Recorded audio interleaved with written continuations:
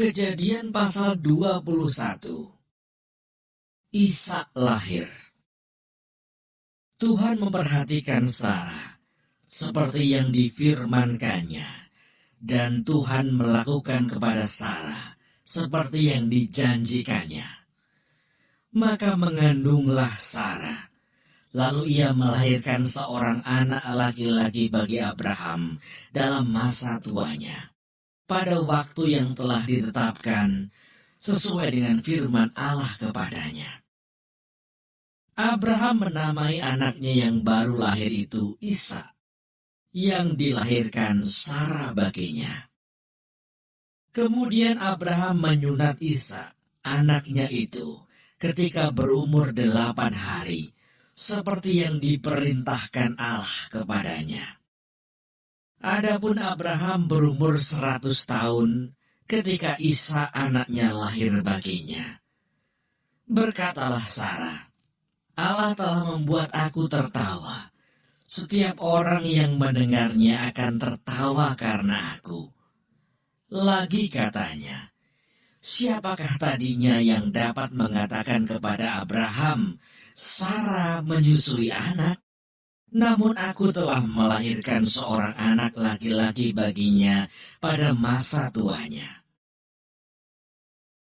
Abraham mengusir Hagar dan Ismail. Bertambah besarlah anak itu, dan ia disapih. Lalu Abraham mengadakan perjamuan besar pada hari Ishak disapih itu. Pada waktu itu Sarah melihat bahwa anak yang dilahirkan Hagar, perempuan Mesri itu bagi Abraham, sedang main dengan Ishak, anaknya sendiri. Berkatalah Sarah kepada Abraham, usirlah hamba perempuan itu beserta anaknya, sebab anak hamba ini tidak akan menjadi ahli waris bersama-sama dengan anakku Ishak. Hal ini sangat menyebalkan Abraham oleh karena anaknya itu. Tetapi Allah berfirman kepada Abraham, janganlah sebal hatimu karena hal anak dan budakmu itu. Dalam segala yang dikatakan Sarah kepadamu, haruslah engkau mendengarkannya. Sebab yang akan disebut keturunanmu ialah yang berasal dari Ishak. Tetapi keturunan dari hambamu itu juga akan kubuat menjadi suatu bangsa, karena ia pun anakmu. Keesokan harinya, pagi-pagi Abraham mengambil roti serta sekirbat air dan memberikannya kepada Hagar. Ia meletakkan itu beserta anaknya di atas bahu Hagar. Kemudian disuruhnyalah perempuan itu pergi. Maka pergilah Hagar dan mengembara di padang gurun Berseba.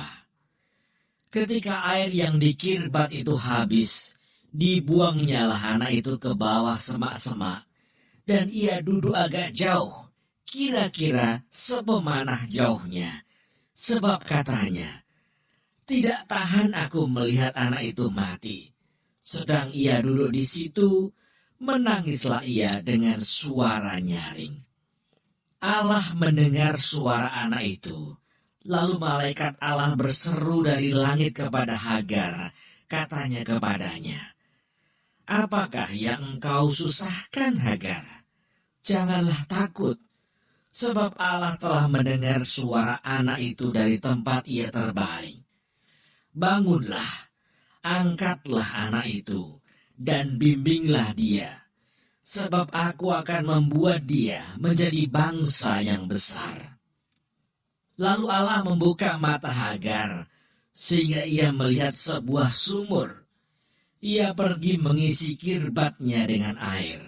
Kemudian diberinya anak itu minum. Allah menyertai anak itu, sehingga ia bertambah besar. Ia menetap di padang gurun dan menjadi seorang pemanah. Maka tinggallah ia di padang gurun Paran, dan ibunya mengambil seorang istri baginya dari tanah Mesir.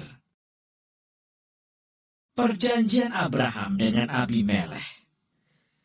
Pada waktu itu Abimelekh beserta Pikol, panglima tentaranya, berkata kepada Abraham, Allah menyertai engkau dalam segala sesuatu yang engkau lakukan.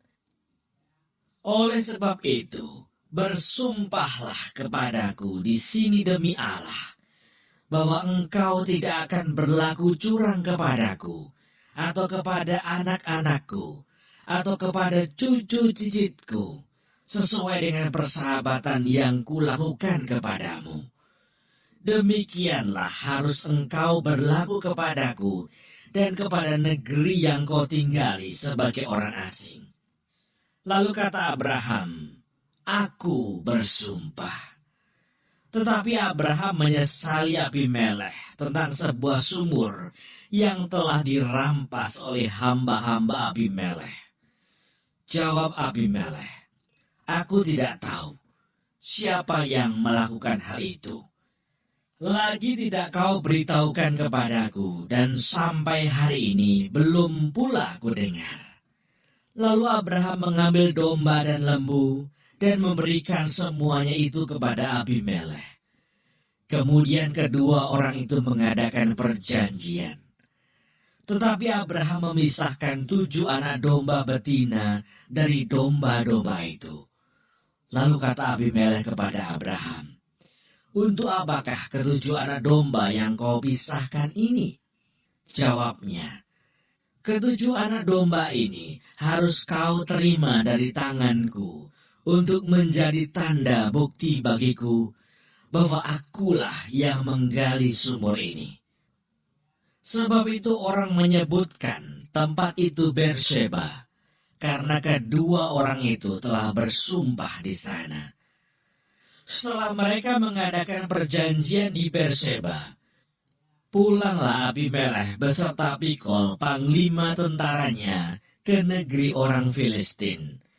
Lalu Abraham menanam sebatang pohon tamariska di Berseba, dan memanggil di sana nama Tuhan, Allah yang kekal. Dan masih lama Abraham tinggal sebagai orang asing di negeri orang Filistin.